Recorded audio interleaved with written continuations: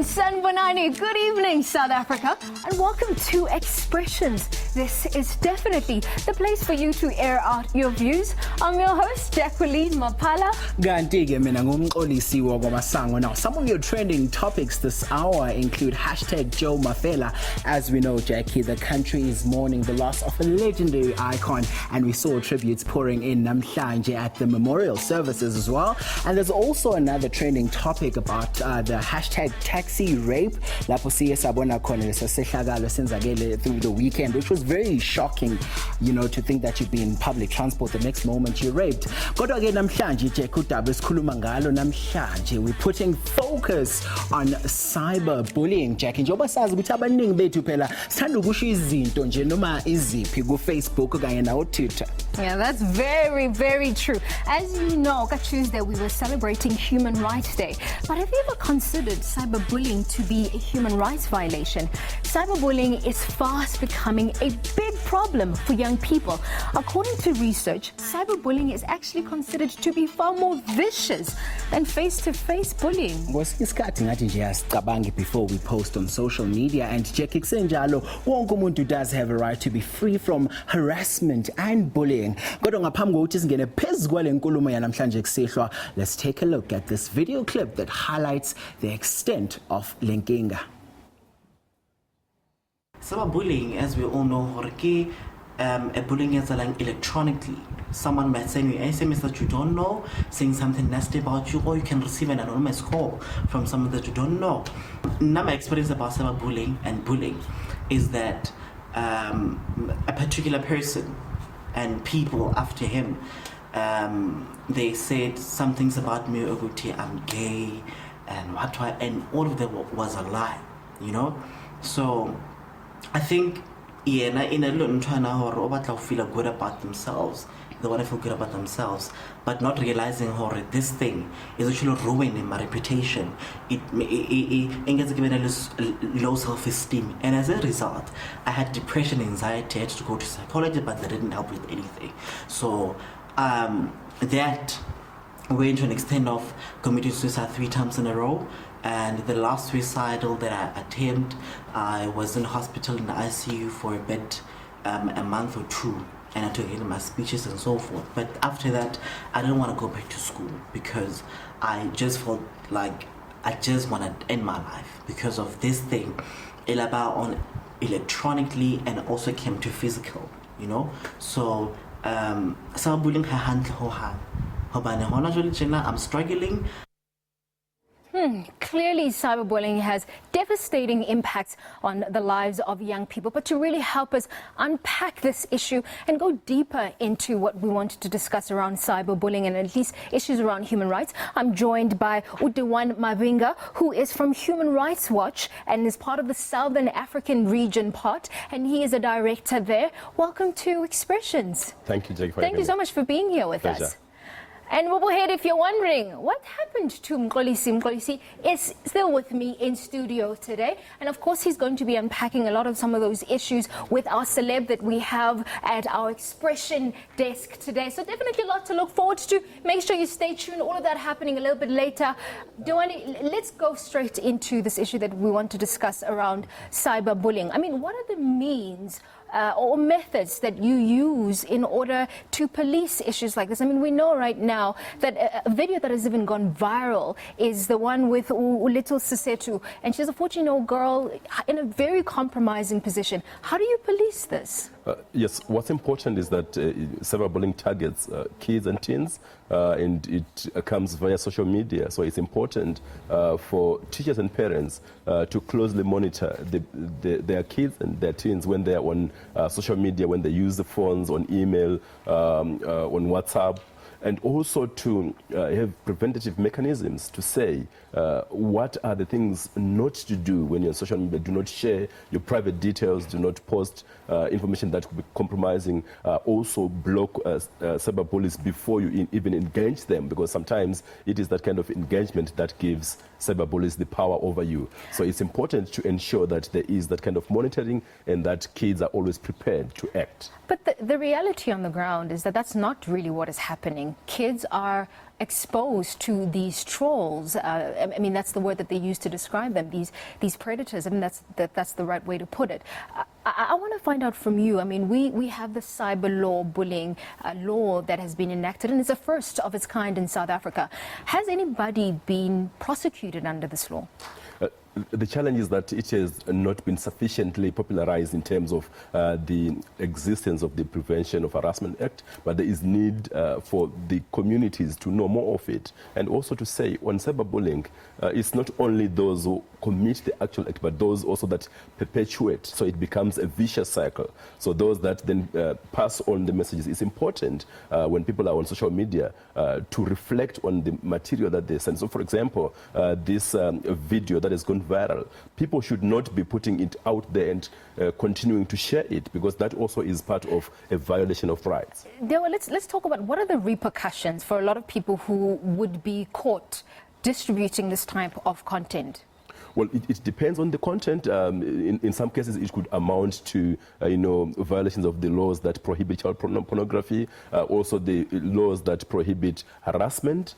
It is an invasion of privacy. So these are criminal acts, not only in violations of rights, but also in terms of the South African law, criminal acts that can result in imprisonment or payments of hefty fines. But the community is not fully aware that they are actually committing crimes by sharing these videos and participating in cyberbullying. I'm pretty sure there are lots of people watching right now and saying, what are you saying now? What I put on Facebook, on Twitter, on Instagram is now a crime. It's just my freedom of expression. It's a comment. So what is the difference now? I mean, what is the difference between someone who is now a cyber bully and someone who's just simply expressing themselves? I think what's important is always to have what I could call social media etiquette, of saying before you share, you must be fully aware that what you're sharing does not potentially harm someone. So if you clearly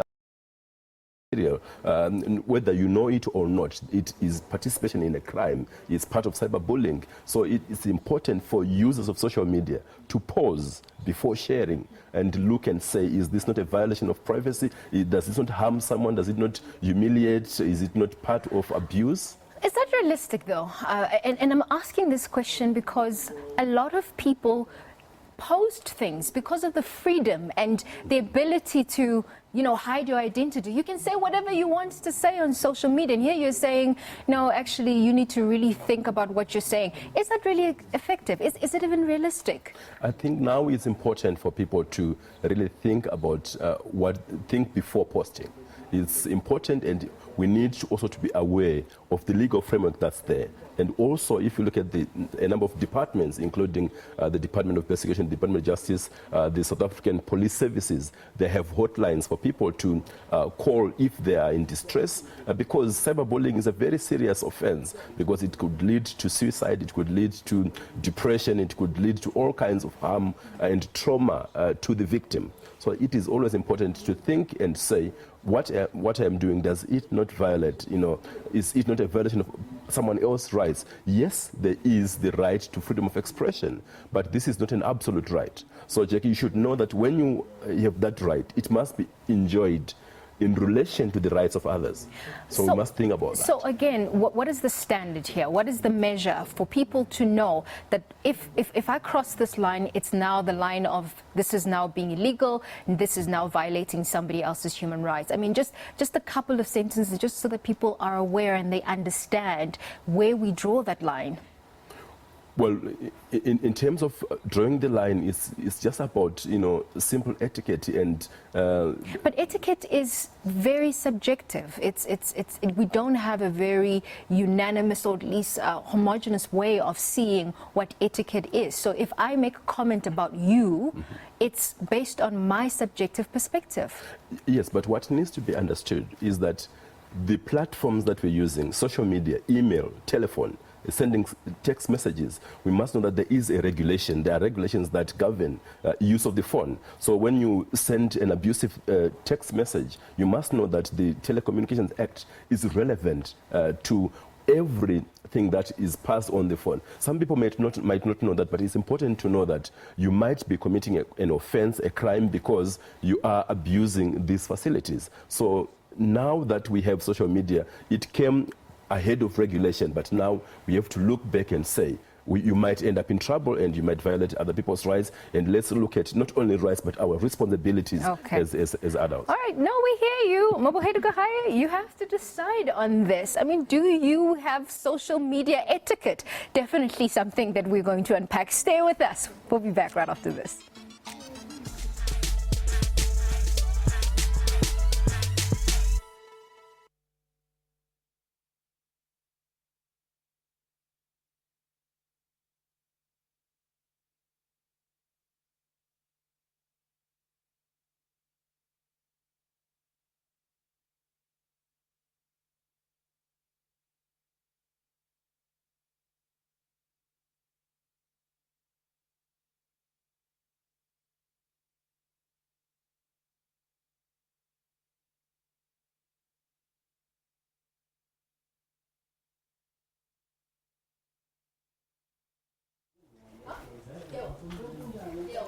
Yeah. Yes.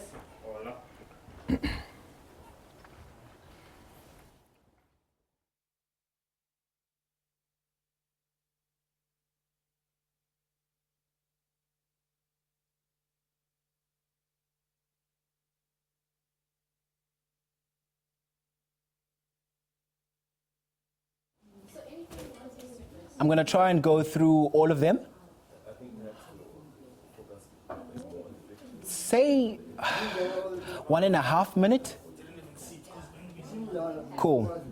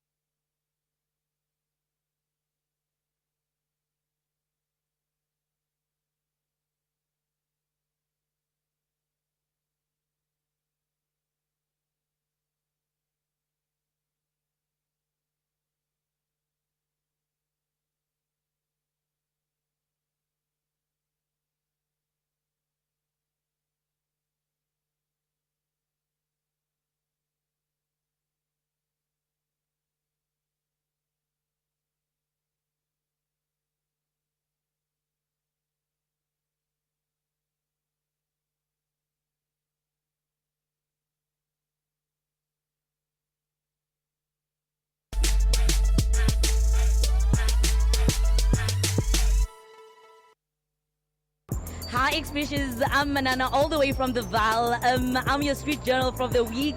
Hi on SABC 1. They criticize other people in social medias, yes, without thinking sometimes how other people are going to feel about it. Sometimes we disrespect other people, and that in itself is like abusing other people's rights. Sometimes they just write anything they want to write at that moment because it's how they feel. Obviously I filter because you can't say everything, but most of the time I just say whatever I want. I don't think people know rules. People think that just because they have phones, so they just do whatever they want. Like, I don't know how to put it, but then they are not aware of the laws. Become acceptable, like for cyberbullying to happen, because that's like basically the purpose of Twitter. People are just reckless when it comes to social media. People do cyberbullies, post nudes on TV, which is not okay. Ay niyakhuluma babukeli be-Expressions sibonge kakhulu ngalo mbiko esiwuthelelwe yi-street journalist Sethu Sad this week. So now if you're just sitting at home wondering how do I get onto this awesome show, vele uthintane nathi on Facebook as well as on Twitter. Phela sidecideke ukushintsha izinto namhlanje kusihlwa. We joined by a celebrity guest idol Keegan Martin. Welcome sir, welcome to Expressions and thank you so much for taking the time out. Wow, thank you so much for having me. Thank you. Jeez, we've been following your work, we've been listening to your music and so forth and so forth, and you've just resurfaced now on Expressions. Thank you for joining us.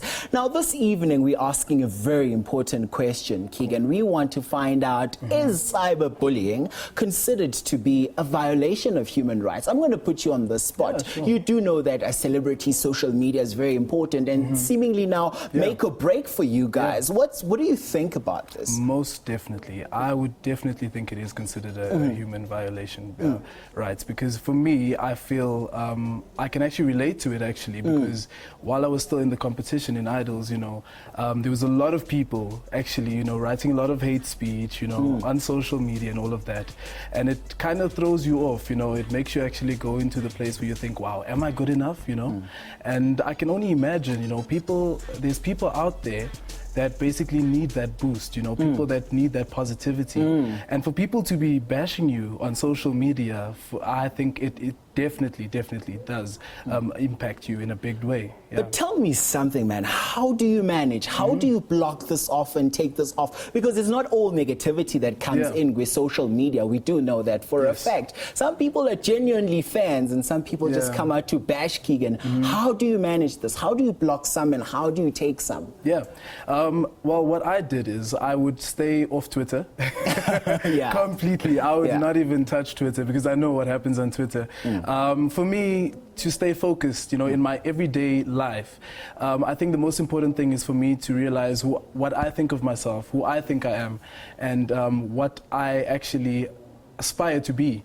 Because if I am going to be looking on social media and worrying about what other people have to say about me, necessarily it will impact me in some way, you know, and it will throw a personal focus. So I think even for everyone that is not necessarily in the music industry as well, you know, I think it's important not to take to heart what people write on social media.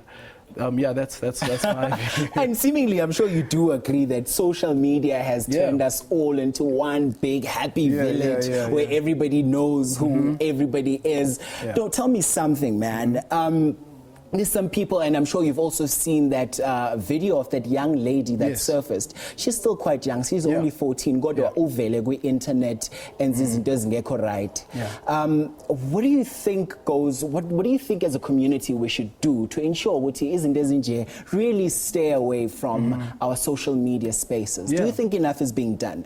I would say enough is not being done actually, because I mean, a small child like her, you know, like that, it's really important to protect our youth out there, you know, from what people have to say on social media. It is a tricky one because social media is such a broad platform and it reaches even children by the age of 8. You know, so it's quite a tricky one. But however, I do think that there is more that we can do as a community, you know, as even South Africans, to actually ensure that our youth actually is not affected by, you know, incidents like that on social media.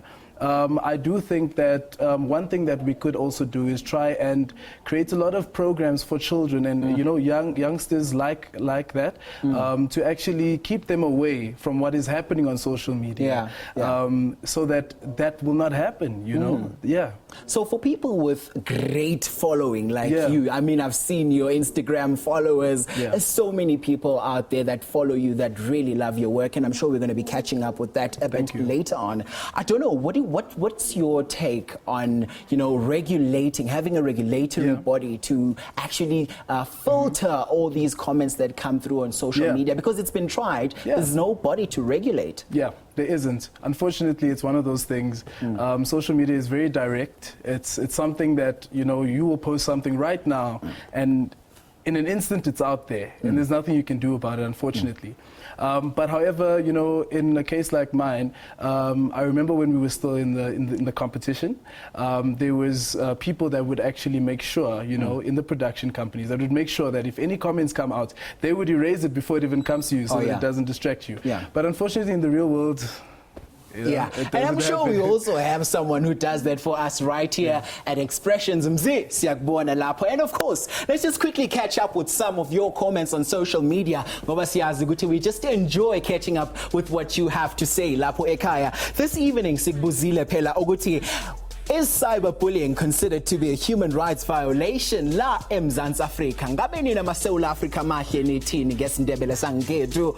And of course, this is what some of you have to say. We've got some tweets coming in. Katlego Catlock Siena says, it is most certainly is. Today, many people say a lot of mean things on social media, especially via fake accounts. There's another one there, and it comes from Zaneka Yakrita, says, cyberbullying, in my point of view, is a violation of human rights because it undermines the human dignity. And of course, this is all in tune with Human Rights Day that we were celebrating. Golosibilu Evans Adolos Mafane says, yes, it acts against people's personality rights.